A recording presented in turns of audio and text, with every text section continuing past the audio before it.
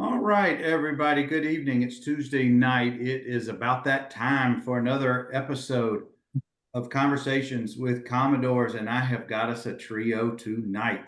We are getting into the Watson Brown coaching era of the late 80s. And these guys, I may have to referee a little bit because they're going to be a little too comfortable with each other. We're coming straight out of the wide receivers room. We got Carl Parker, Boo Mitchell, and TP Tony Pearcey. Good evening, gentlemen. Thank you Good for evening, Bernie. How you doing? Good evening, my friend. Well, I rarely talk about anything that I did during my days at Vanderbilt because there's really not a lot, but I'm going to give all three of them the credit for the following things. When Carl finally graduated, I got to inherit number 12, and I wore it proudly in his honor. Boo and I successfully pulled off the snake in the grass play for a 50-something yard touchdown. I remember He that. did. I remember that. Spring game. And that's only because my buddies from Dothan, Alabama were behind us in the stands yelling at Watson Brown to put me in the game. And TP, you're not going to believe this, but I threw more touchdown passes to you in practice than anybody else. So thank you. Thank you, gentlemen, for being here tonight.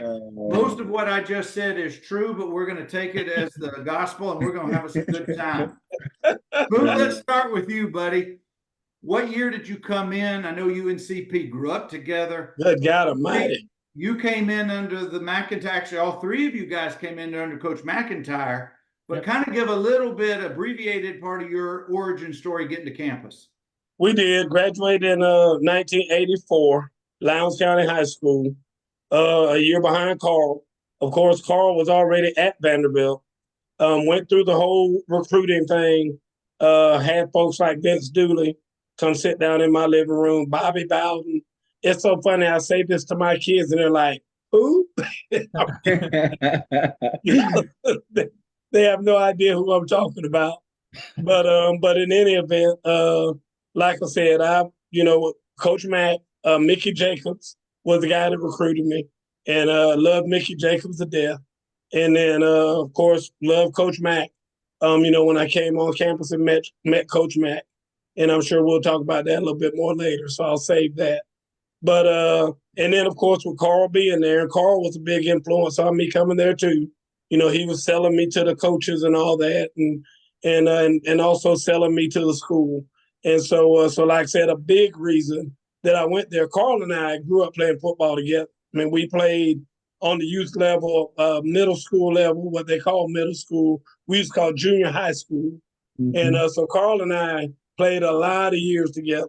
And so wound up going up there with him, and the rest is history.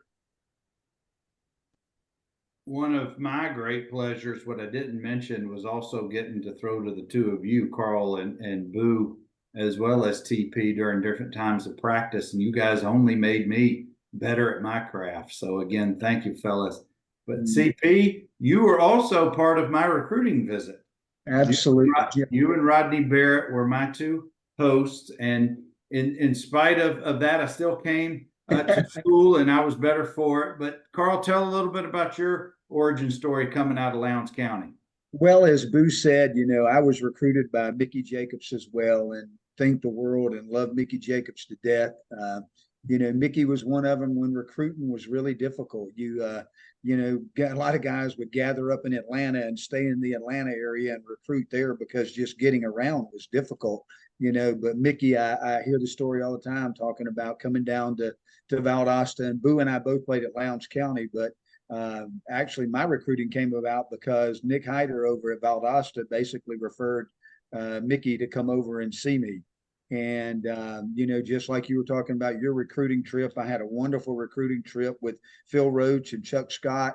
And, whenever you came in, Bernard, one of the things that we always tried to do is that it was about the people, because I tell all the kids that I coach right now, you know what, it's about the relationships that you form and the memories that you make, because boy, at our age right now, that's the thing I think about, just some great times with some great people, and you don't remember. I can't tell you 5 catches that I had in a game and really remember it, but I can tell I have been in airports and seen guys that I haven't seen in 30 years and be able to recognize them. Mhm. And so, but our careers mirrored each other, Boo and I, all the way around, just like you said, from middle school all the way up through Vanderbilt.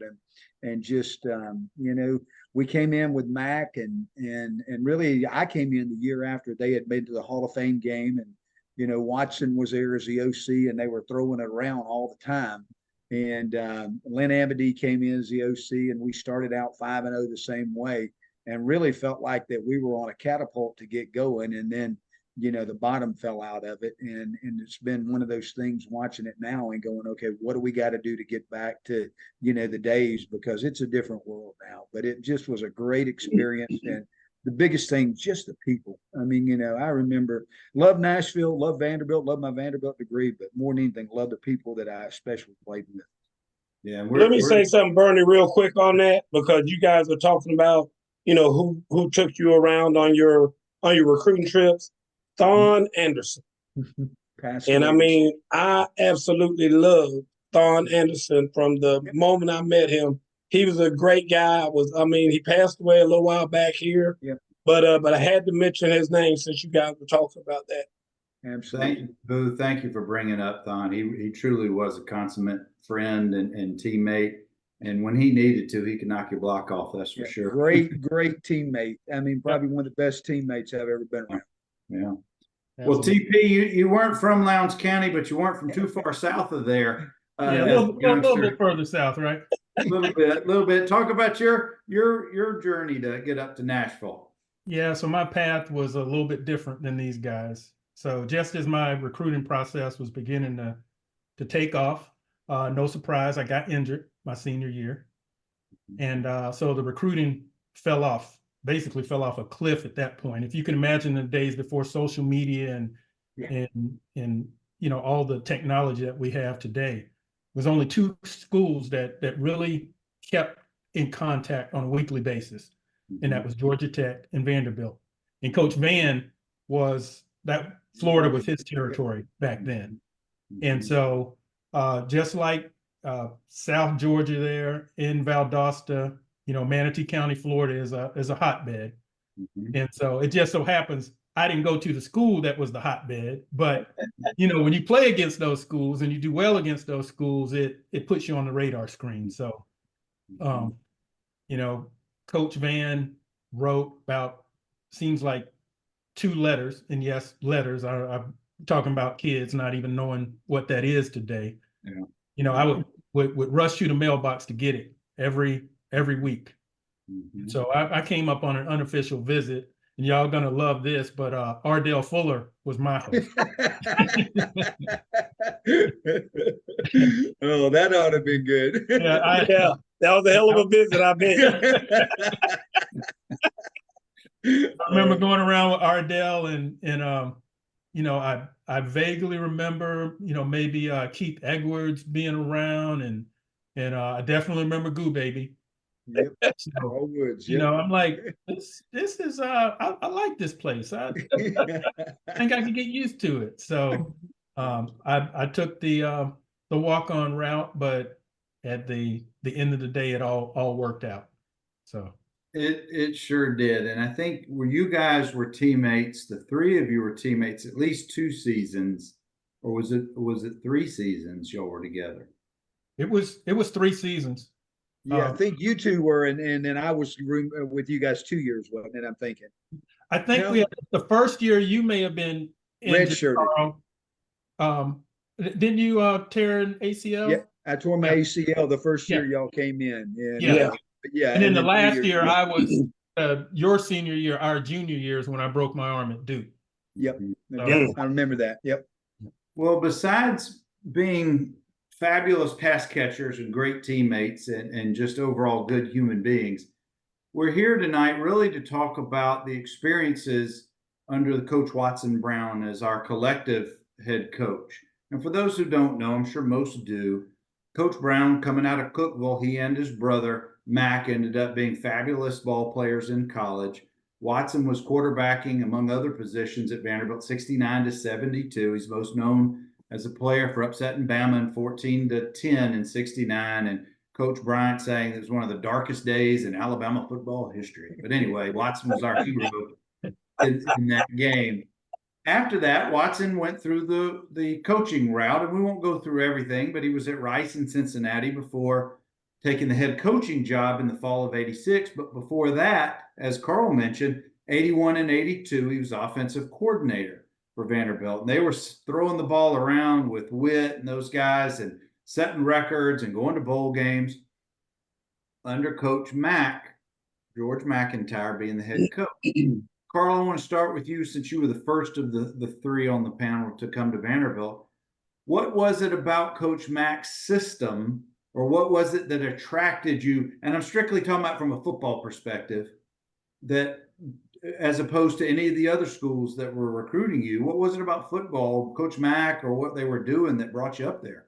Well, certainly, it was very similar to today's game and way ahead of his time. Coach Brown was just, I remember seeing Norman Jordan. It's the first year somebody caught 100 passes in a season, and they were doing a lot of ball control stuff with throwing the A choice or, the little things underneath and just using that as their base run plays. And so one of the things that just intrigued me more than anything was how comfortable Watson was with, throwing the ball 35, 40, 45 times, because, that just didn't happen back in that day and age. And so you see it fairly regularly now. If people give up, throwing the football, people want to throw it, they'll do it. Now, back then, it was like, we're going to beat our head against a wall. It doesn't matter if they put 14 guys on the line of scrimmage, we're still going to try to run it. But Watson, he just didn't. He didn't have any problem throwing it, actually, until he got to be the head coach. Then it changed. It changed 3 times in 5 years. But before we get to the Coach Brown aspect, being your head coach, Coach Mack, talk a little bit. I know Coach Mack is not with us any longer, but right. He's the head coach you came in under. So share just a little bit about what was Coach Mack like as your head coach? Well, certainly my faith has always been a huge part of my life, and especially coming through high school. And, Mickey Jacobs was a born-again Christian and really used, his relationship with the Lord and really just, identified with me in a lot of ways. And Coach Mack was actually voted Bobby Dodd Coach of the Year that year and was recognized for his, belief as a Christian and really being able to stand up. So, for me, I was looking forward. We had some great guys, Phil Roach and Chuck Scott. Just 2 great Christian guys, that just at the end of the day, they really wanted to help you be a better man. And I liked being around Coach Mack and Coach, all the guys on the staff at that time were just about building, great young men. And so that meant a lot to me. I wanted to have those kind of people in my life. And, as much as the football was there, I can tell you, it had more to do with me than the men, than it did the coaches. Yep. Boo, why don't we transition to you, Bud, about Coach Mack and your recruitment and what led you from a football standpoint coming to school? Coach Mack was great. I mean, I had a wonderful relationship with Coach Mack. And Coach Mack used to he used to crack me up. I used to laugh just silently a lot of times. I'll never forget, we were in Maryland. Tony, you might remember this. And Coach Mack always had a knack of finding out whoever the loudest person was in the room at the time. And I'll never forget, we went there and everybody's going off, but Kermit Sykes is just having he's over there holding court. I mean, he has 20 guys around him, and he's just the loudest talking one in the room. And Coach Mack very quickly had everybody hold hands. He said, Kermit Sykes is going to bless the food for him. And I just started laughing. But anyway, I won't go through all that Kermit Sykes stuff about what he said, but it was hilarious. And we laughed about it for a long time when he got done. But I had the most wonderful relationship with Coach Mack. I loved Coach Mack like no other. And so, and like I said, I'm sure we'll talk about the transition to Coach Brown. But it was hard for me when Coach Mack, left. I mean, it was tough. And I mean, it was tough, because again, that was a big reason for my coming to Vanderbilt was him. Absolutely. Tony, do you share the similar experiences or sentiments, or do you have a little twist on it?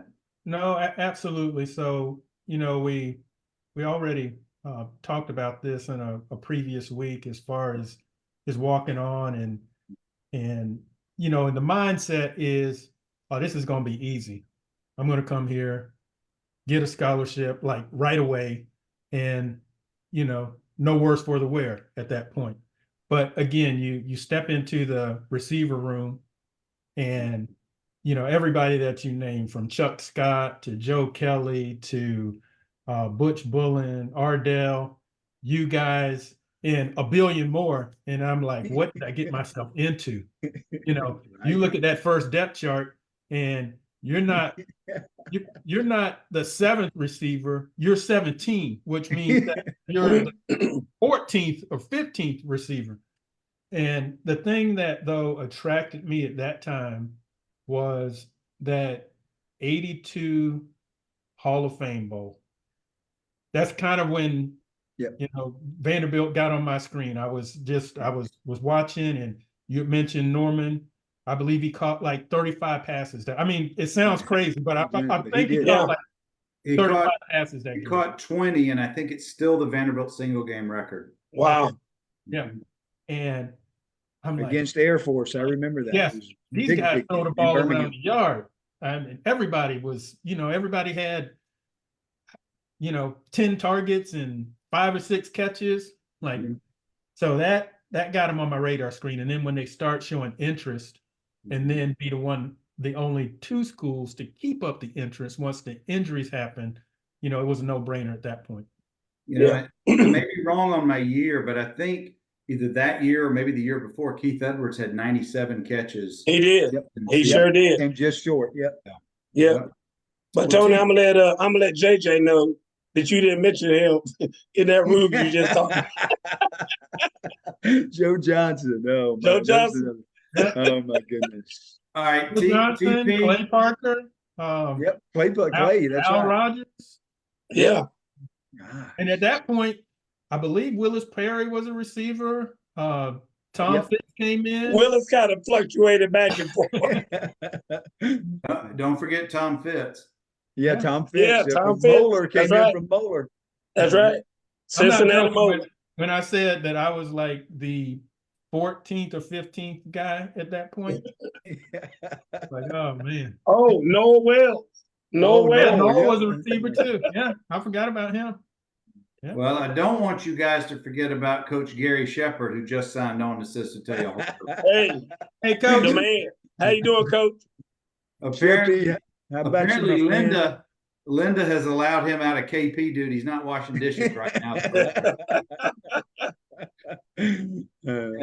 We got let's see, David Kropp is the crop dusters in here. Hello. David Kropp, what's going on, man? Yeah, man. His dad John was one of our coaches. He had me at A-back for a year. Love Coach Kropp. I love that whole staff that Coach Mack. Absolutely. He's another one of those men that you talk about that just great in helping you. Yes. And when you go away from school for so far away and you're trying to get used to being gone, having men like that checked up on you, you just can't put a value on what that meant. You talk about retention, you don't even have. I can't even see how guys even are able to do that now because of just the way kids move and do everything. But I mean, Coach Jacobs and Coach Kropp and Coach Sherman, a lot of those guys, they knew everything that was going on, and they pick up the phone and call and go, "Okay, what's going on?" Yeah, you could say, "I got to come to the house for a minute or something because I got." Coach Kropp was the first guy that I ever heard say, "Good, better, best. Never let it rest. Good is your better. Better is your best." That's right. All the time. Yeah. Coach Kropp was on the show a couple of years ago. We had a fantastic conversation. Oh, that's awesome. On here. Yeah. All right, Tony. Truth time. You come in as a freshman, and you got Gerald Mitchell in the room with you. What's your first impression of Gerald Mitchell? What's everybody's first impression of Gerald Mitchell? Will he ever shut up? I'm like, man, I can't even command the room like this guy, so I'm not going to even try. I'll just be his Ed McMahon. Was it? He's always stirring something too, wasn't he? Listen, What those did are some good years. Those are some good years. Oh, the best years. A lot of laughs. I A wouldn't lot of trade it for laughs. anything in the world. And we got into this again on a previous conversation with the way that the portal is now, and NIL, and Yeah. you would like to believe that everything still would have stayed the same if we could have had that back then. But I just look at when we came in, that group with Jesse Cofield and Keith Boynton and Byron Tolbert. Joe Gentry and It just Gentry. yeah. I mean, I wouldn't trade some, like you said, Carl, some of like just the locker room antics. It's not a day that goes by where I don't think of, something that happened 40 years ago. I want y'all to know that I made a conscious decision not to bring EJ into the room tonight. oh, We never get any conversation finished. we will get to EJ when we get to Coach Brown, because you can't talk about Coach Brown without talking about You EJ. got that right. That's right. That's right. Well, I want to keep us moving, and folks who just have joined us, and there's so many right now. Thank you all. We're talking to three of the just best wide receivers and teammates and classmates and friends from back in the day during the Coach Watson Brown era, 86 to 90. All three of these guys were with Coach Mack before the transition. We're going to get the transition in just a second. But Boo, I want you to talk about the influence of having Carl already on the staff, being a year ahead of you coming out of Valdosta. I know you touched on it briefly, but how great was that for you as having an older, I'll say a mentor, a fellow who's just a year ahead to be able to learn from and to rely upon as a teammate and a buddy? Well, the thing about it is, guys, I mean, it's always kind of tough on a freshman. And, you're kind of uncomfortable. And for me, especially, because leaving Valdosta, that was probably the first time I really left Valdosta to go anywhere for that amount of time. I mean, I had never even flown on an airplane before I was at Vanderbilt. I mean, that's honest to goodness. I had never flown on an airplane before. Yep. And, my mom was so uncomfortable with me flying on an airplane. And as a matter of fact, when we went to Kansas and had some difficulties with the plane, if you guys remember that. Difficulty? Is that what you call it? Difficulty?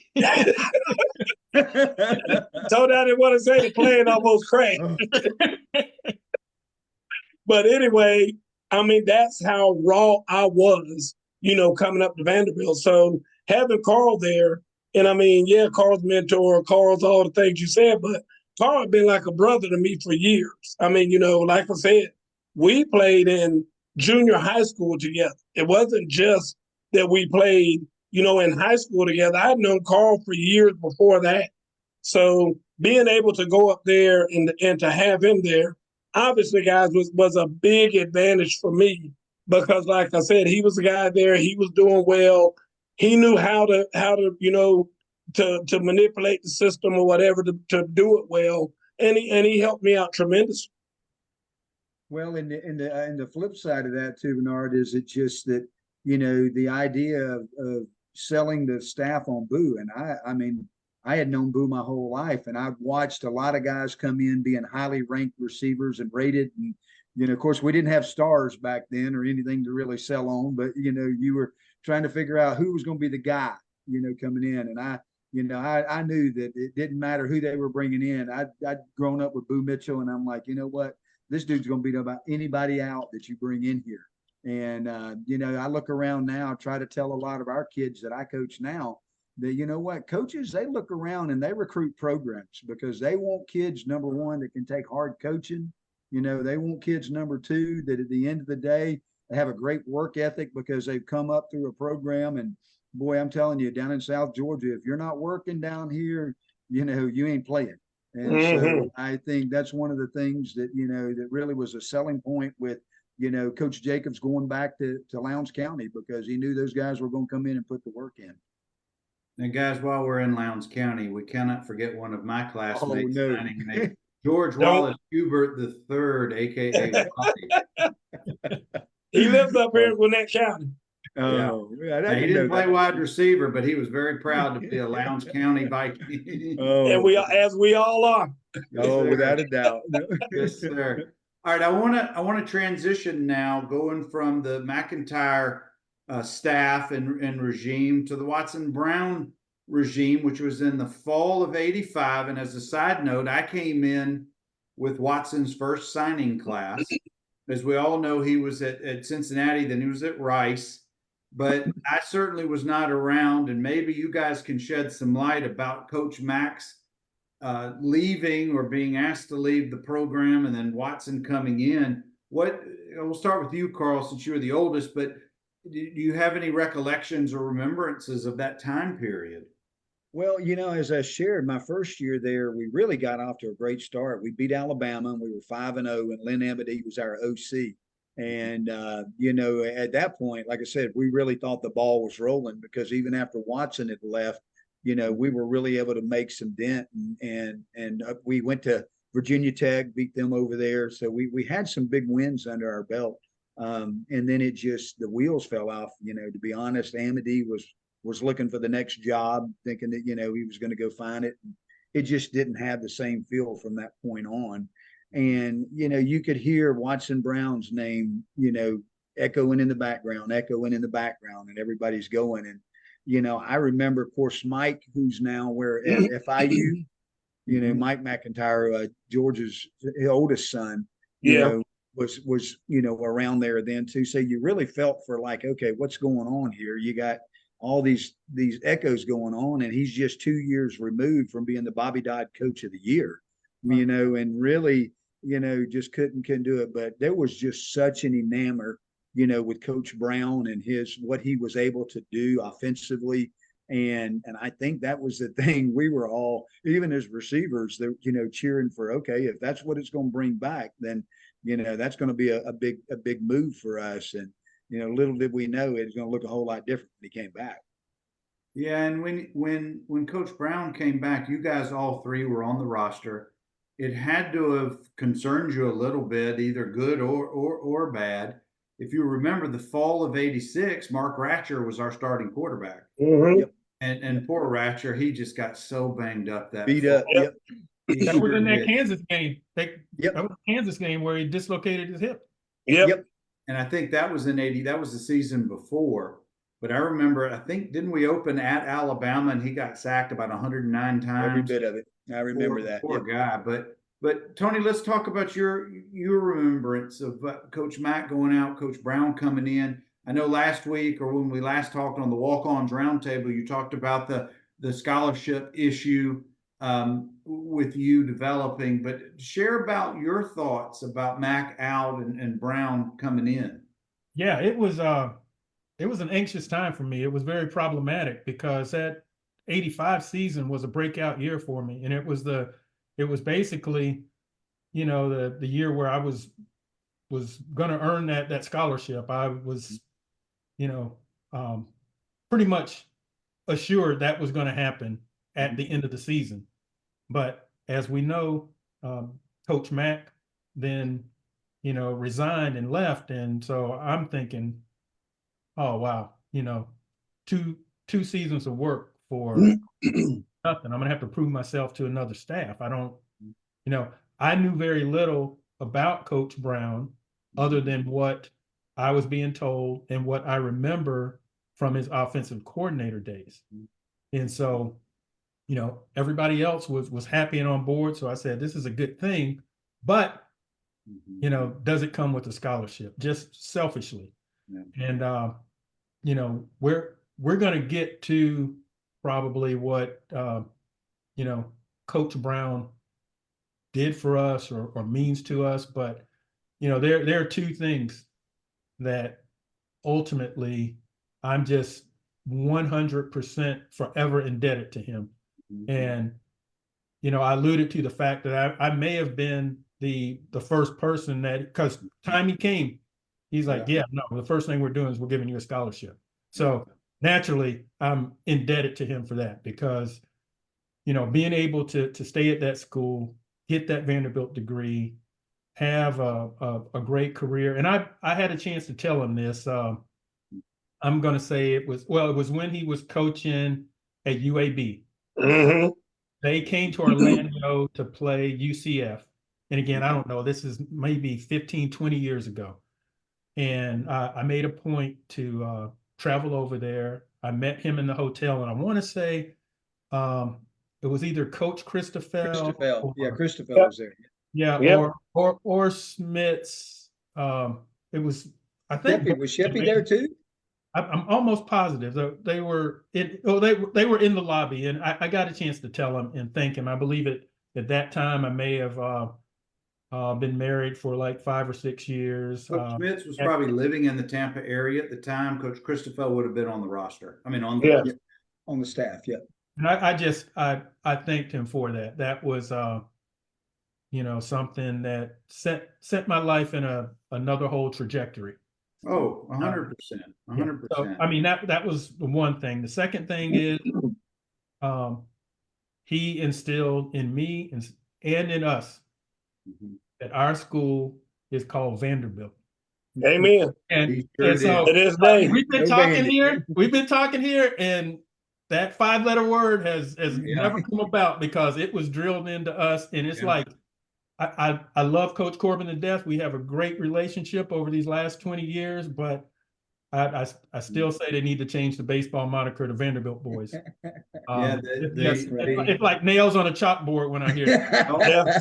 the Me too, Tony. insignia, that 5-letter insignia that they had on the helmets for that one year that June Jakes created, Yeah. Uh-huh. didn't show up during the Watson Brown head coaching era. Oh, Guys, nothing. I tell people about that to this day, about how that if nothing else, I cannot write the word that five. I can't do it. Yeah. I mean, so many people abbreviate it, Yeah. and Right. sometimes I feel like, dang, I don't feel like writing out this whole word, but because of him, I do. I mean, and anytime somebody says that word around me, I say, dude, don't ever say that word around me. It's Vanderbilt. And I correct people like he used to correct me.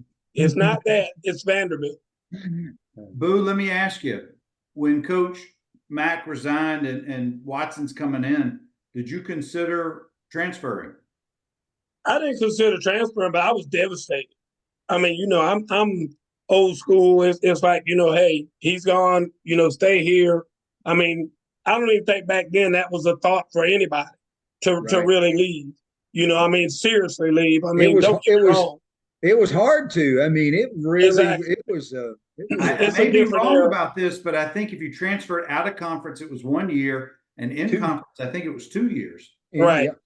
Yeah. So I wasn't thinking about leaving, but I will admit I was probably more devastated than some of these other guys because I mean, where I'm from, you kind of lock on and latch in, just like Joe Wilson, who was my head coach in high school. And he was more than a friend to me. He was more than a coach. He was a father. He was a brother. He was an uncle. I mean, these people have, you allow them to have so much dominion in your life. And then when they leave, you're just devastated. I was. I mean, I don't mind admitting it that I was devastated when they left. Me and Coach Sherman had a great relationship. Coach Van Valkenburg, I loved him. I love Mickey Jacobs. He had become a big part of my life. And to have all of them leave, and I guess I was probably definitely more immature than some of the other guys. It was devastating to me. I mean, I'm an emotional type of a guy. Grew up without a father, mother, 6 kids, all that kind of stuff. And just my reaction to that alone, I mean, it was I'm not even gonna lie to you. I cried several times in my room because I was so hurt by it. Mm-hmm. That's the impact of Coach Mack. That's the kind of, and I didn't have the honor of playing for him, met him several times, but his reputation just to a man, to a player, felt that way about him. And it certainly sounds like the three of y'all as well. Watson comes in the fall of '85. Does he have individual meetings with the guys on the roster? Does he meet with you guys as a group or individually? Did he get to share a little bit of his vision, or how did that unfold, Carl? Well, the biggest thing that I remember more than anything, I don't remember any individual meetings, but I remember him beginning to establish what he was going to bring as the mantra. And all three of us were receivers. Of course, you got some really great players, that had been very established leaving, and our times finally coming around where we're going to get a chance to get on the field and kind of be the dogs. And then, we're thinking Watson's coming in and we're going air raid and we're going to put it in the air, and I mean, probably one of the most devastating things to me was Watson saying, okay, we're going to go run option. Said, that at the end of the day, you can't win throwing the ball, 40, 50 times a game. And we got to establish some run, and had all kind of reasons, bad things happen when you throw the ball. And it was really, just hell bent on, we're going to run the football. And the best way to do it's running the option. And so, I think at that point in time, I was out wide. I got moved into A back, being and playing the A position, and just played some tight end because of some of the formations they were going to use. So, it was really a lot of adjusting, from what we were anticipating. It just looked a whole lot different. It did, and it was a 1-10 season. It was did not win a game in the conference. The only win that year was at a Duke win at home, 24-18. And we don't have to get into the specifics of the games. That's not really the major importance here. But what really is interesting to me, and I want to hear from Tony next, is Coach Mack's philosophies, Coach Mack's personality, his system, his coaching style, and Coach Brown's. And they rarely are when there's a transition to the next staff. They're rarely similar. But everybody on that, the roster, well, no, that's not right, because Watson came in and brought in 18 of us, plus a few walk-ons. So 80% of the roster was Coach Mack's era guys. And a lot of times I've heard on this show by many, a lot of guys who are from the team prior do not feel as connected with the new coaches. And I don't know if that happened necessarily with Coach Brown. I know he was kind of thrown into it immediately. You guys were. But transitioning to a new offense, brand new defensive coordinator, Coach Hopkins. Tony, what was that like? Those, I guess what I'm asking is those practices, did it take a while? Because as an incoming freshman, I didn't know any differently. But you guys already being there, was it just a different feel? Was it a different vibe? I don't know how to describe it. That's what I'm looking for you guys to share. Yeah, from what I remember with the Coach McIntyre days, Coach McIntyre seemed to be more of a facilitator or manager. He was kind of hands off, to where the assistants kind of drove everything. Okay. And with Coach Brown, it's not that the assistants didn't, do their job or weren't involved in everything, but it seemed like Coach Brown was in everything. So the difference is in, one being very hands-on and one being hands-off. From an offensive scheme standpoint, so, yes, Coach Brown brought in the option and the bone, but we also know he had many different formations. So it, depended on personnel, whether it was 4 wides or 2 wides and a tight, or in the bone, 1 receiver, worked in a lot of different personnel. And so that was kind of one of the differences that I saw. It was a lot of personnel being worked in versus, a set few. It seemed like he was trying to I wouldn't use the word tinker, but just try to figure out what combination fit, because I'm looking at the stats. Ratcher, Tim Richardson, and Eric Jones all saw substantial playing time throughout the year. And we all know if you don't have one solid, if you don't have one solid, you got 3. It's not very smooth.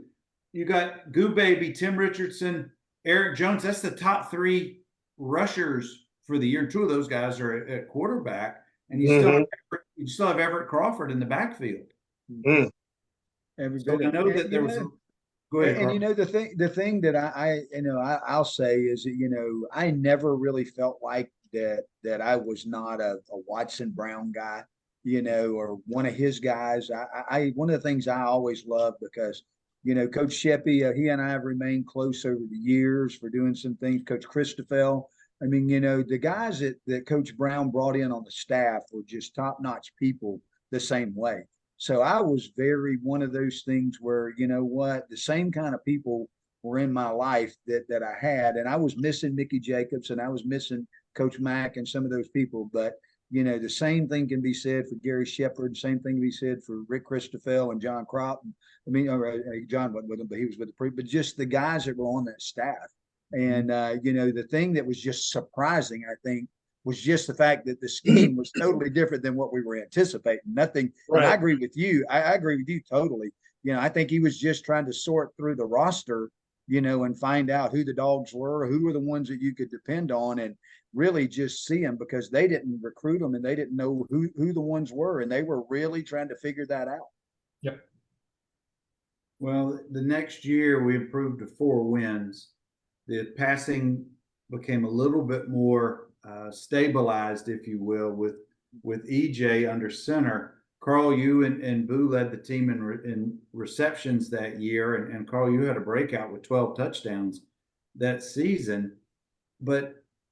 And somehow, Boo, you didn't score. You didn't have any catches that year for touchdowns. I did not, but I had about 10 knockouts that year. Well, that's where I was going. The guy from Rutgers, I still remember, lost his teeth. Yeah. I think he lost his soul that time too. Oh my God. Just teeth. Now here's my thing with when Watson came in and he announced that we run the wishbone. I had never run the wishbone before in my life, but I cracked back on people plenty of times when I was at Lowndes County. Yeah, and I was an expert at doing that, and Carl knew that. And I mean, dude, I was all for it. I didn't have any problem with that. If you were playing now, you might be the most penalized receiver, you know, playing, because they call that the blindside block right now. Hey, I tell everybody that they made them damn rules because of me. Yeah. That's why they made those rules up, because I used to fold them up, and I love doing it. And you know, that really goes, I think it goes to the point, because I think one of the reasons why I had so many touchdowns was because we would get down in the red zone. And I know Watson gave me a lot of credit for being a route technician, you know, and he was taking advantage of one-on-one stuff. So everything that he did, same thing with Boo. I can guarantee you we were running option to the side that Boo was, because he was a devastating blocker, you know. So he was just looking and using everybody's talent, you know, and I think it took him that long just to kind of sort what everybody was really bringing to the table. For the younger generation who didn't get a chance to see this trio play back in the day, and because the rules are different now, there was a certain sound that those crackback blocks by Boo that would make in the stadium that you do not hear in the modern game. No, you don't. It was an explosion, usually followed by a whelp by the guy who was on the receiving end of that block. I will never forget my best block ever. We were playing Florida the day we beat Florida at home there, and I hit a linebacker from Florida. And when I hit him, I knew it was going to be the best block ever. I mean, it was just I hit him so hard, all 170 pounds of me, and he had to be 220, 230. And I hit him so hard. Watson, we were near our sideline. Watson came out to the hash and was jumping all on me, hit me on my head and everything else. Because, I mean, that was the best block I ever had in my life. The one I remember, like I said, was Rutgers. And I remember, you know, you cracked back in on a strong safety then. And I was on that side and remember walking by it, and the guy's teeth were down on the turf, you know, and they reached it. There's a big puddle with 2 teeth in there. And I'm looking at it, and our sideline had just exploded, you know. One of the things that I had the privilege was being in the quarterback room with Coach Brown during those years. and what you learn from him and every day just being around him, just as a sponge, you just take in so much. But we all know that back then, unlike modern times, it was actually 35 millimeter tape that we were Oh yeah. and the freshmen had to learn how to properly thread it and prepare it and all that. And when Watson would say, run that back, and we're watching Boo's block, and a head is going this way and a body's going that way, he got the most pleasure out of watching that. But that fella at Florida, TP, can you confirm, did that guy then transfer to Florida State as a result of that hit? Well, guys, I want to reset. I've got Tony Pearcey, Carl Parker, Boo Mitchell, three of the very best wide receivers, teammates, classmates, and all around good fellas who played under the Watson Brown era in the late 80s. And we're just chopping it up, talking about Coach Brown and that time period and the teams. We've got Steve Meads is with us, Jim Cunningham, Gary Shepard Jr., the pride of Pennsauken, New Jersey, Eugene Keenan. OJ Fleming has joined us. Good. All these Commodores are in the house, and a whole bunch more rolled through. I didn't want to interrupt you guys, but I want to talk about offseason a little bit. I want to talk about Coach Brad Bates. Oh my gosh. Yeah. I want to talk about how much fun that was not for me. You loved every minute of it. We know that. I did. Let's start with TP, because I know TP probably loved it a little bit less. But talk about offseason. Talk about Coach Bates and all the craziness, the things we did back then. Yeah. So, as we talk about Coach Brown, and when you're going through this, you don't really realize the greatness or the impact in the room that certain people will have. And so we talk about Coach Brown being ahead of his time with offensive formations and just offensive theory, things that, we see today that we were doing 40 years ago. But one of the things that I sit back and think about it was some of the people that was on that staff and part of that, administration. So you had, and when we were going through it, it's like we're not thinking much of these guys, but then after the fact, it's like, man, that guy was, he was pretty good. And so you have somebody like Coach Christophel, who, has a Super Bowl ring as an assistant coach. Coach Warhop, John Norwig, who's in the Hall of Fame for training, for 30 years with the Steelers. Yep. Federici, Tim Breen, all of these guys were at the top of their profession. And now, you bring in Coach Bates. And so, I can remember having relay races with medicine balls instead of batons. I don't know if y'all remember that spring. Very well. It's like, what is he trying to do? He's trying to kill us out here. And what's the purpose? Again, the core workout, that was unheard of. We're talking 40 years ago, not today, but 40 years ago, he was doing things like that core workout and just,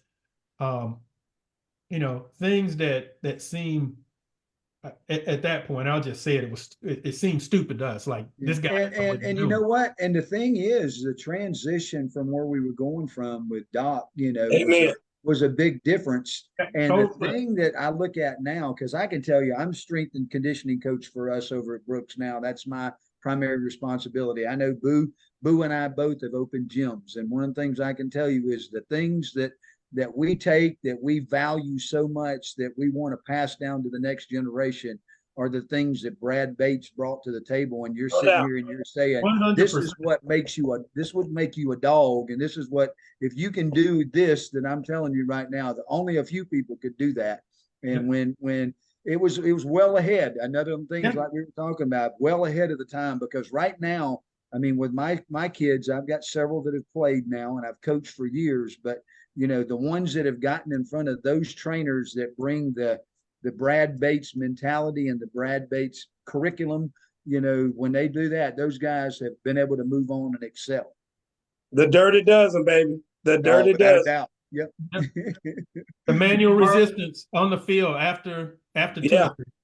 No, Carl, I never will forget. I don't know what happened, but I came back my first summer, and Brad had just gotten hired, and I walked into the weight room to work out one time. He goes, "Park, come on, you're with me," and he had his shirt on, pulled it off, had his shorts on, ready to go, and we ran out to the track. And I forget what the time was, whatever. And he said, "All I've heard about is Carl Parker this, Carl Parker that." He goes, "I'll make a deal with you." He said, "My record at Michigan for the mile and a quarter." Mile and a half. I thought it was a mile and a half. Well, that was a mile and a half ago. And he said, "Well," he goes, "I promise you, if you break it," he goes, "you don't have to do anything I say all summer long." And he said, "And I'm going to do it with you." And he and I started around that track. And I promise you guys, we got the 5th lap finished, and he's looking over at me like, "Oh crap, he's about to break it." 5 minutes later, I finished the 6th lap. I got 5 of them, but that 6th one just blew me out. And he laughed at me forever for that. Yeah. Now, Carl, you might have graduated before the St. Valentine's Day massacre, but I want you, Boo, have incorporated the pushing of the sedan up a parking in the garage. Yeah, a winding garage with Dwayne Jones's foot on the parking brake, and every once in a while taking it off, and there's weight in the trunk. In the trunk, yeah. Yeah. Didn't even let y'all know, huh? Crop just brought up an awesome, I forgot about this. You bring it to the point of ever so slight discomfort. Ever so slight discomfort. That's right. I'm going to tell you one of the things that seemed like, oh, this isn't going to be as hard as some of his other crazy ideas. So you remember when he brought in the electronic timing, and then he had you run a 40, and he said, so you only have 9 more, but you have to get them within 2/10 of your best time. Yeah. So I calculated, it's like I can run 4.8s or 4.7. I would have ran real slow. Yeah. By the time you got to number 3, the one I remember was him bringing in the rowing machines, and then taking all those big offensive linemen up to Cincinnati for that rowing tournament. And these got all these little bitty guys in there, and these dudes are not even using their legs. They're just out rowing everybody on those little machines. And all of those are looking out going, who are these dudes? Now, let me tell you something. They would fit in a boat. as a sports performance trainer today, I have incorporated so much of Brad Bates' stuff. I mean, I should be paying something for it, I'm sure. But he has been a big inspiration for me. I had some kids one day, I don't know if y'all remember when we did the Dirty Dozen, he had us duck walk around the track and, see who would quit first or whatever. And, at that little competition that we did. And I've done that several times with some of the kids of today, and they can't make it like 10 yards. Hip mobility and ankle flexibility are one of those things. It's one of the most difficult things that we have getting out of our kids right now. And I do that very same thing with our kids on our warm up right now, because I remember what Brad Bates would do to us getting it going. Yes, sir. The one where he, so if you were a bigger lineman, you had less weight. And if you were a receiver, you had more weight. To run around the field with. Again, that was one of those ones. It's like, oh, this is going to be easy compared to all the other stuff. Yeah. No, none of it was easy. But he tried to make it interesting. He tried to make it more fun than the mundane. Just go in the gym or go in the weight room and knock out what you got to do. And remember the competitions. He used to do the team competitions. Yeah. And just think about it. Just think about if we had the facilities that they do now. I mean, man, they just made do with the stuff that they had, and McGugan and, everything around there was just trying to create some things now. And then you go over there and look at it now. It's like, man, this is beautiful. Yeah. But Bernie, think about the contrast that we went through when we had Doc Crease. And I still I still do docs 10-8-6-5-5 sometimes. But I mean, we went from that where we're just solid weight. I mean, nothing but just good old fashioned pounding it in the weight room. And then you have Coach Bates come in. And I mean, we've got all of this stuff going on that we've never even seen before. You know, he has us doing these things where we just hold our arms out. Remember, your arms had to be parallel. Yep. And we're like, we're gonna be here all day. And after about 3 minutes, you're like, oh shit. I mean, dude, I mean, I still do that kind of stuff to this day with people. And I mean, like Tony said, I mean, he was just so far above his time. It's crazy. Well, that, guys, bringing in Coach Bates signified a real monumental hire for Coach Brown. I think that allowed him to know that part of the football program was in very good hands. Of course, with him, it was in great hands with Wig. But I want to come back now for a few minutes. We've got a few more minutes left, and I appreciate y'all walking us down through memory lane. And I want to take it to the end of your Vanderbilt days, which is not ever fun for anybody to think about. Carl, you were fortunate enough to play in the league. I can't remember, Boo, if you made it into any of the professional ranks. I apologize. I went to Seattle as a free agent with Seattle, and then tore up my shoulder in training camp, and it was pretty much over for me. And TP, you shared your journey after Vanderbilt. But Carl, I want to go to you, and I want to talk about. We get to the end of the season, which back then traditionally was always Tennessee was the last regular season game. Yep. Do you remember your last Tennessee game? Do you remember thinking, an era of my life is now coming to a close. It's time to move on to the next. And I know you had aspirations to play in the league. So kind of take us to that time period and any interactions with Watson at that time. Well, what I remember, we went to Neyland Stadium, and I think we went up 28-0 on them in the first half. We were up 28-3 at half. Sure were 28-3 at the half, and we ended up losing at the very end of the game. And you know, I had a great game. Had, you know, I forget little DB Vic Peppers turned him around 2 or 3 times on a post corner and a post and something else, and had 2 or 3 touchdowns early in that game. And I just remember thinking, oh hell, we're going to beat them. We're going to beat them. And we end up losing. It just broke my heart, you know, from everything, with it being the last game, knowing we weren't going to go to a bowl, knowing it was over, knowing I wasn't going to play with the guys that I had gotten relationships with. But I never will forget it. And I never will forget going in the locker room and hearing Watson Brown talk about it. He said, you know, it was his first year. And he said, you know what, here's what I'll say. He said, you guys have been tremendous leaders, talking about our seniors. And he said, Carl Parker, he said, if there's ever anything you need from me, all you got to do is knock on my door.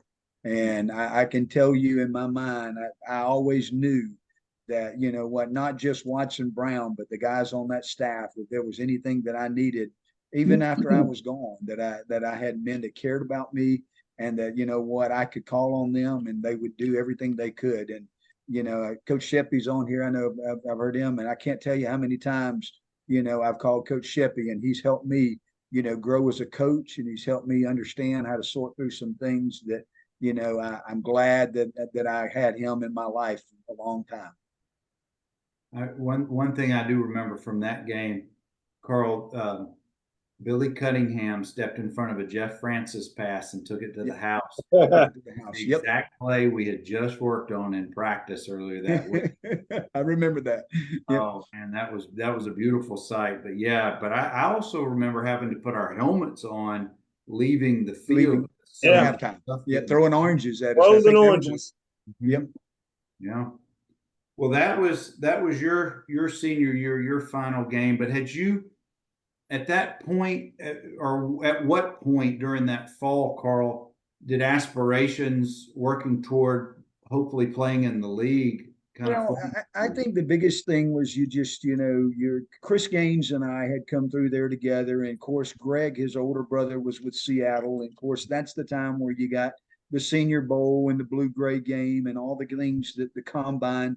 there are so many ups and downs, but you go into that, and of course, I caught a bunch of touchdowns that year and a lot of things. So that really put me on the platform of being among the nation's leaders. So you're sitting here and obviously thinking, I hope I get a chance to get in camp somewhere, or a chance to prove who I am.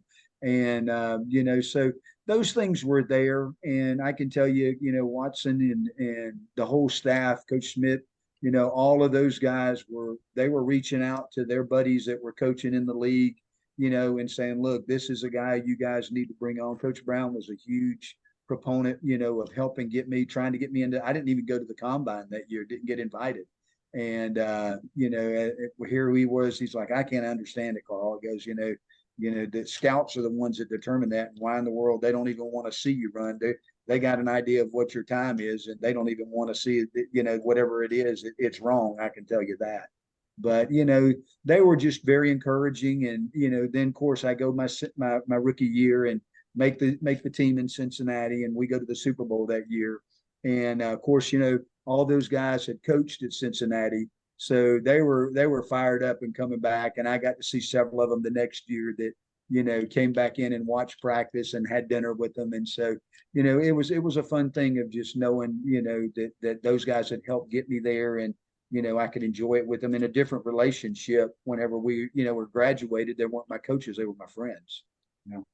So, Carl, you mentioned the Super Bowl, and I'll just weigh in real quick on this. I'm known as the king of trivia around here, and some of it's useful, some of it's useless. But I always get them on who made the first tackle in Super Bowl 20. I always get my kids. I said, hey, when my boys that I'm coaching now, I said, when I finish practice, we folded our helmets and put them in our pocket. Yeah. They look at me now and they like, did y'all wear leather helmets? Well, Carl, you mentioned Chris Gaines, and I know we all remember the Tulane game when he made still, I think, an SEC, maybe even a national record of 37 tackles in one game. Wow. People don't believe me when I tell them that, but same game, Stump ran back a kickoff return 100 yards to the house. Yep. I remember Chris Gaines more for basketball. That Jim never stood a chance in those games, did it? The king of basketball. How broken bones did not occur. Oh man. Oh my Those gosh. were brutal. But let's transition to you, Boo, about your final go next year. Toward the end of the season, Tennessee being the last game of the year, we got them at home. Do you remember anything about that time period and Coach Brown and knowing that your Vanderbilt career was coming to an end? You get, and I tell seniors this all the time. I've been coaching high school football now for 26 years. And I tell them, I say, I'm telling you, you better get ready. Every one of y'all gonna be out there crying.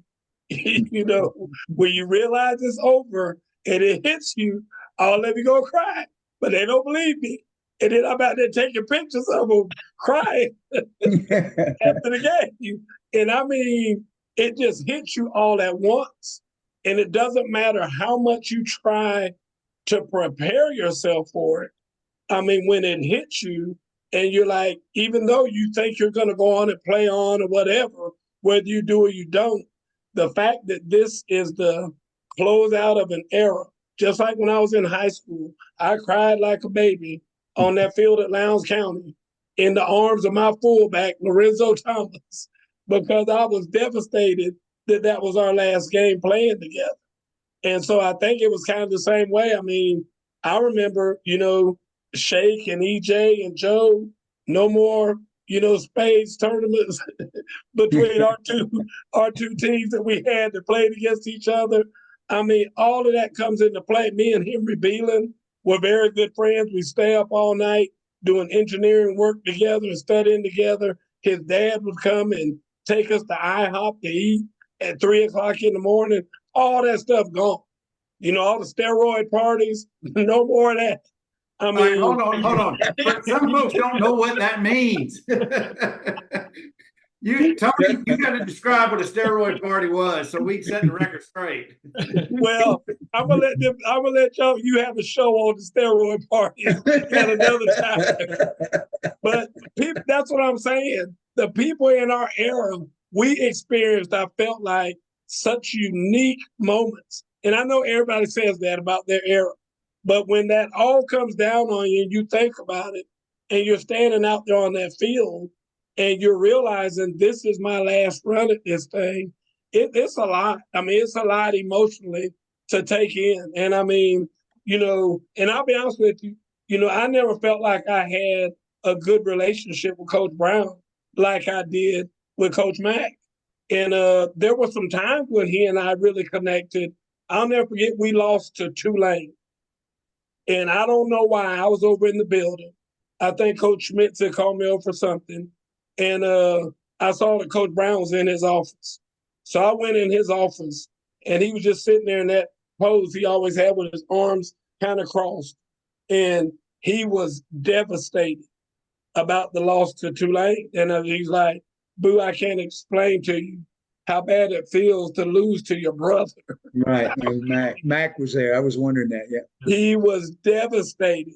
And I mean, it's like I said, I mean, that was kind of a moment that I shared with him that I never saw him like that. I mean, I never saw, but to see the hurt and the pain that he had from that, I vowed right then, if we ever played him again, we ain't gonna lose again to him. Because like I said, I mean, it was that alarming to me to see him like that, because I never seen Coach Brown like that before. Never. Thank you for sharing that, Boo. Some of those, gosh, a flood of memories for me. It's just some of the things you're describing. For those of you who don't know, a steroid party were the parties we had over at Carmichael Towers in the dorms after usually a basketball men's win on a Saturday night. Yeah. It was self-contained in the tower. The music was as loud as you could ever handle it. There were probably 200 people for every 50 people fire code would allow. But it was just a good time. It was just hanging out with your teammates and all of our friends and girlfriends and buddies, and just letting loose for an evening of just having good fun.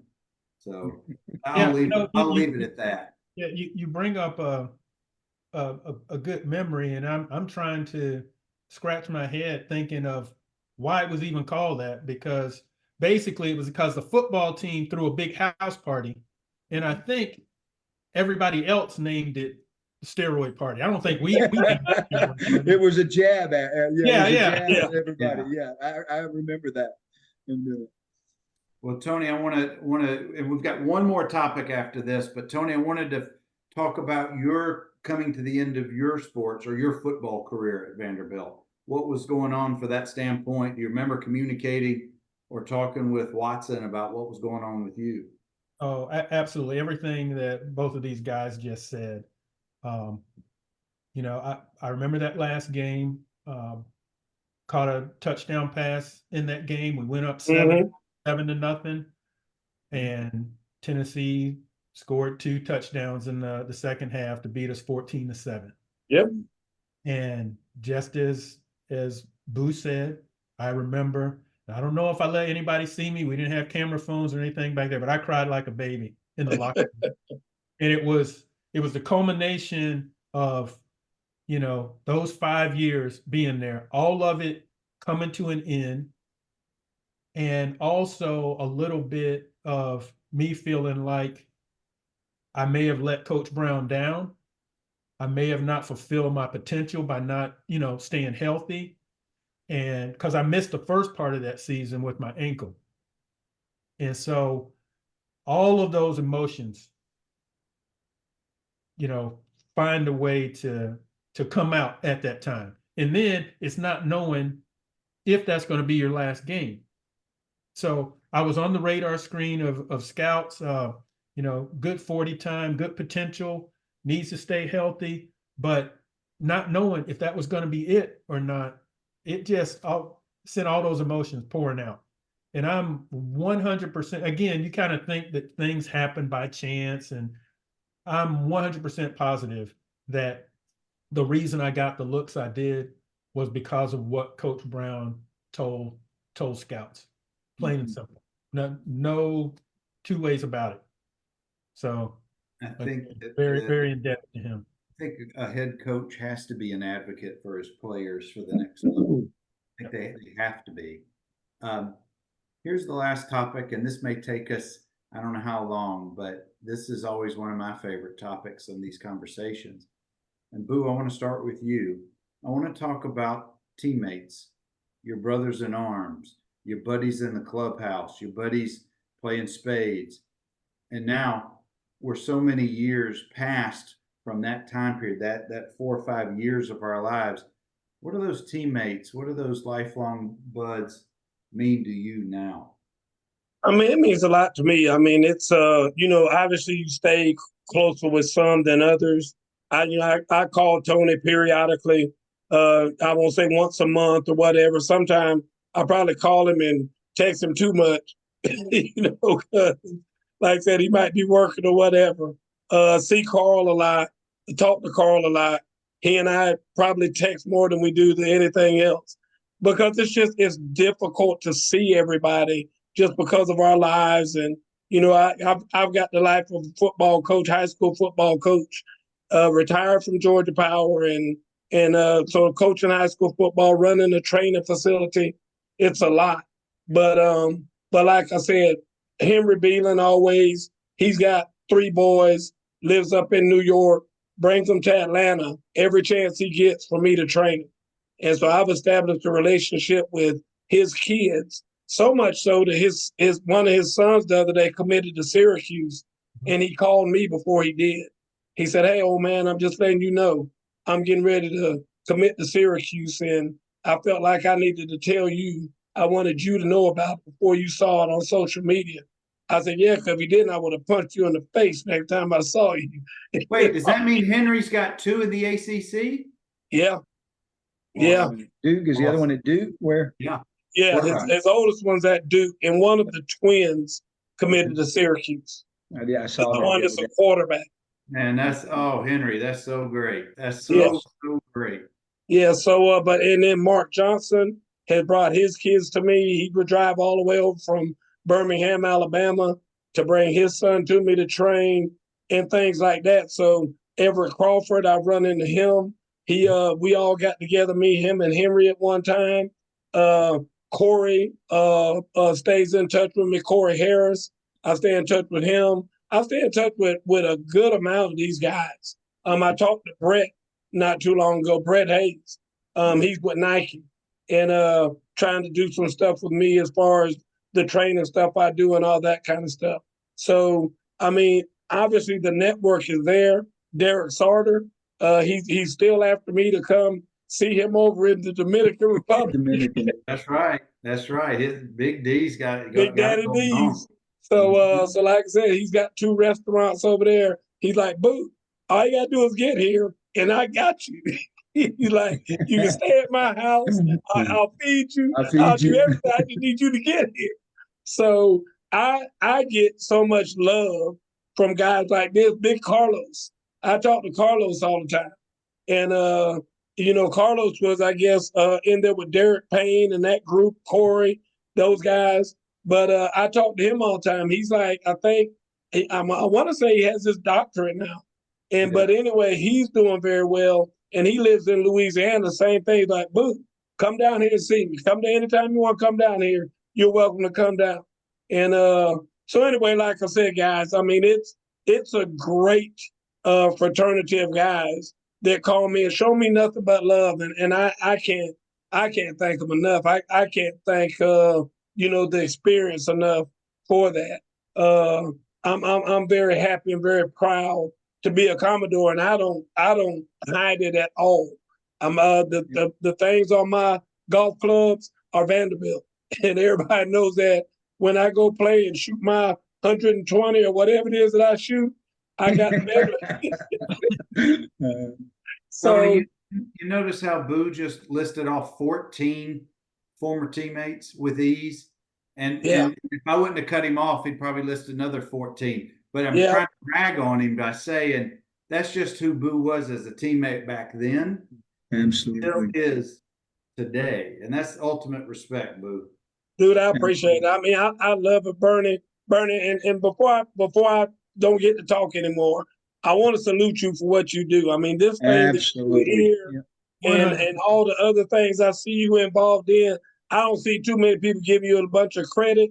I try every time you and I have a conversation to give you credit, but I want to do it publicly on here because I really appreciate it. And I watch these things all the time. Thank you, Boo. You guys know I do this as a labor of love. I love reconnecting with my former teammates and meeting Commodores from the 50s all the way to this past year's team of guys who I've connected with on this show. Yep. Boo, I want to be respectful of your time, so I am going to cut you off for now. Tony, I want you to talk about the importance of team sports and teammates and all these guys that you've now known going on 40 years. Absolutely. Many of the people that Boo named, I keep in contact with too. You know, some more so than others, but it's not for not thinking of them in times that we've mentioned, like easily a couple of times a day. You know, things that happen again 35, 40 years ago. And you can see one of these segments, or you can send somebody a text, or you can get a call, and it immediately takes you back to that time. And so, you know, I just look at on all of those times as very fond times.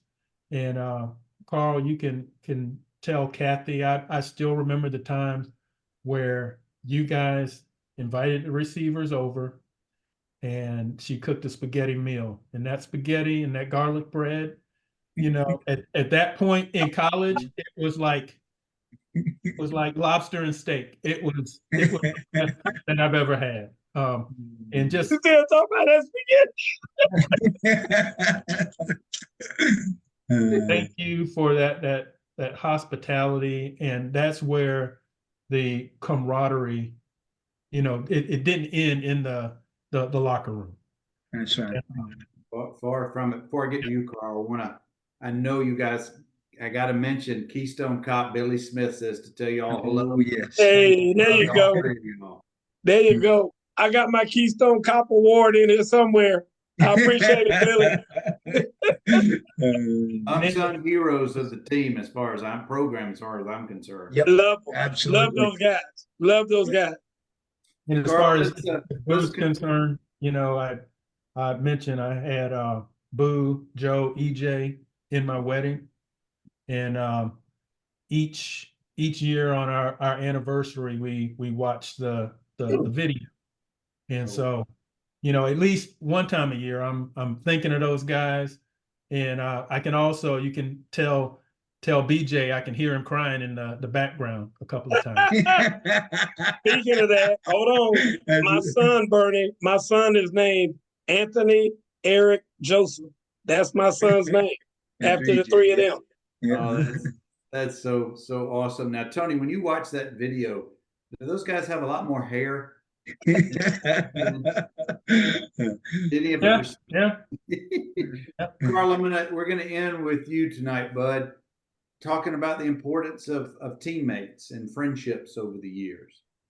Well, you know, the thing as a high school football coach now, I think, as I've shared, one of the things that we have a hard time with today's kids, just stressing the importance of being a great teammate and what that means and why you really do this. You know, we got too many guys that are counting stars and too many guys that are worrying about what's next, that, you know, at the end of the day, you know, trying to get that camaraderie is a big chore for high school coaches. And so, you know, I try to tell them over and over, it's about the relationships and about creating memories. And, you know, when you've been able to go walk through the whole journey and it's all said and done, that's what you're left with. And, you know, Joe Johnston was in my wedding, and I can, you know, a number of people that I keep up with, you know, consistently. I would say I'm a huge social media guy. I love Facebook, not because of all the time I get to post on it or whatever, but the people that I get to keep up with, and I get to see their families, and I get to see their kids grow up. And, we talk about Henry Beelan. I knew both his boys were going, and and I'm looking for them and I'm watching because that just brings back such great memories. But Kathy and I, we celebrate our 40th wedding anniversary this Saturday. And, Awesome. my experience, as a student athlete was a lot different because I didn't live in the dorms, and Kathy and I had an apartment off, and it was a whole different world. But I will tell you that, even outside the team network, the Vanderbilt network, there were about 3 or 4 families that, oh my goodness, I'm telling you, for years now, guys, they've been just mainstays in my life. Bill and Mary D. Elliston. You guys remember Bill Elliston was a mainstay, in every sport over there, and passed away here about 7 or 8 years ago. And remember going to the funeral and honoring him. Mary D. Every daggum birthday I have, I get a card from her. John Clay at Fifth Third Bank, and his son John played at Alabama, and we talk all the time. And then Clyde and Hazel Moon from Moon Drugs, were my welcome back family. And they just, man, when Kathy and I were eating beanie weenie and, trying to figure out how we were getting by, man, I loved Sunday afternoon because Hazel Moon was going to invite us over for dinner, and it was going to be a 5-course meal that nobody could match anywhere.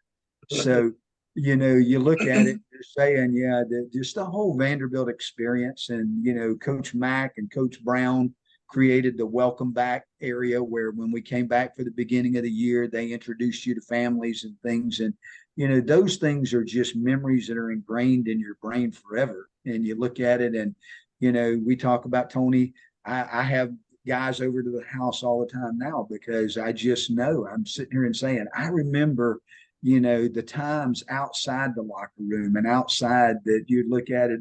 That's why, heck, Tony and I were talking on social media here whenever, our boys' colleges were playing each other, and we were laughing about, how that we deal with our boys, based on the experience we had back when we were in school. So, just wonderful memories, and wish I had taken a lot more advantage of it then, when I was there, just looking at it now and seeing how precious and, have fun things. And I've just learned that in this cycle that sometimes we're connected a lot and sometimes we're not as connected as when we were before, but it doesn't change the experience that we had when we were there, and the great people and the great relationships that we built that mean a whole lot still, even though you don't talk all the time. It's so right. That's one of the beautiful things. Sorry, Tony. That's one I of was the just going to say, I'd echo what Boo said earlier. This forum that you have created Yes. has Yes. got me in touch with individuals that I otherwise would not have gotten in contact with, and had some meaningful Absolutely. conversations and connections and see what they're doing in their lives. So I'll echo again what Boo said. Well, thank you. And one of the beautiful things about team sports, it's not always about the wins and the losses. Those will come and go. It's the quality of the friendships you make while you're going through the headaches and the heartaches and the highs and the lows. And that's what I love about playing team sports all my life and all these friendships. Carl, Boo, Tony, I want to thank you, gentlemen, for not just being here tonight, but just being who you have been all these years. So thank you, fellas, for just being who you are. Yeah, I appreciate it. It's been a lot of fun. And, like I said, I have a lot of good memories for this era. I mean, I'll be laughing, laying in my bed laughing for the rest of the night, Shake. Yeah. Certainly an honor to be here, Bernie. And I'm telling you, appreciate everything you're doing. And like I said, it conjures up a lot of things that bring some big smiles on my face. Yes, sir.